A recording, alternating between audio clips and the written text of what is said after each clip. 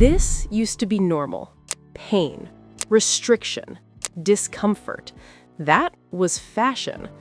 For generations, suffering wasn't a side effect, it was the expectation. Tight fabric pulling against skin, breath cut short, movement controlled. This was called elegance. This was called beauty. But what if it never changed? What if comfort never became the standard? What if one brand, quietly, never existed? For centuries, women were taught a simple lesson. To look right, you had to endure. Corsets wrapped tightly around the body, ribs compressed, organs shifted, posture forced into stillness. Standing straight wasn't natural, it was enforced. Sitting wasn't relaxed, it was calculated. And no one questioned it. Because when discomfort surrounds you every day, it stops feeling unusual. It becomes routine.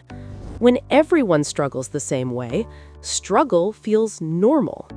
Doctors warned about long-term damage, illustrations showed crushed rib cages, breathing difficulties were documented.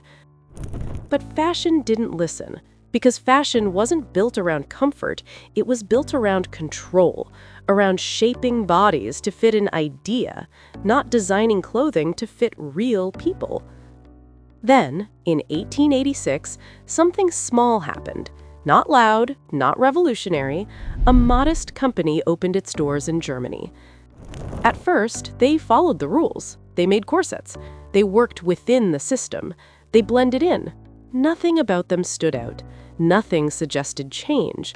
But observation has power, and they noticed something others ignored. Women weren't asking to be reshaped. They weren't asking to be corrected. They were asking for relief, to breathe without effort, to move without resistance, to live without constant pressure. These weren't demands for rebellion, they were requests for humanity. That company was called Triumph. Triumph didn't announce a revolution, they didn't attack tradition, they didn't shame the past. They simply asked better questions. What if fabric supported instead of restricted?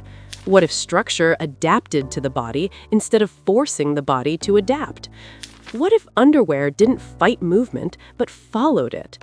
These questions didn't sound radical, but in a world built on discomfort, they were dangerous.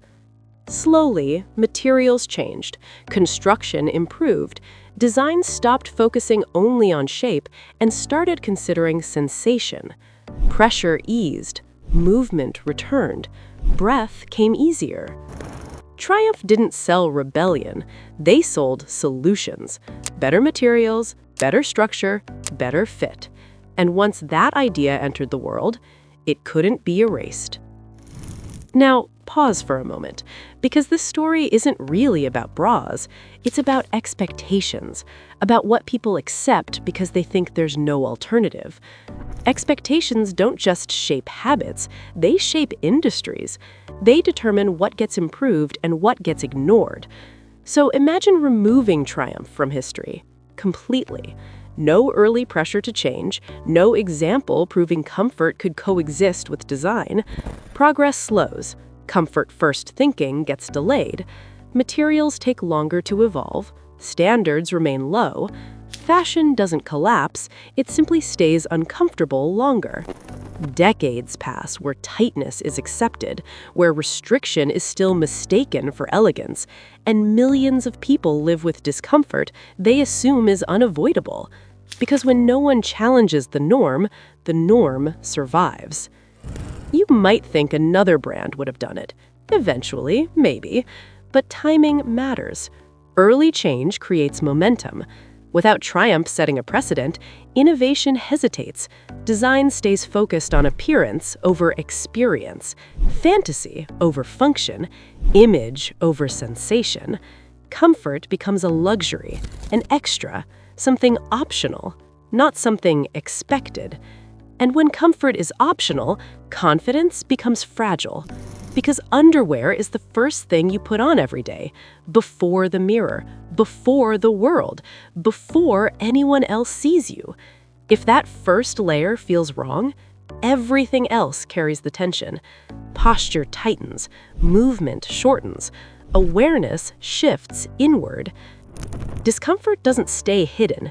It leaks into posture, into mood, into presence. Triumph didn't invent confidence, they removed a barrier to it. They made ease accessible.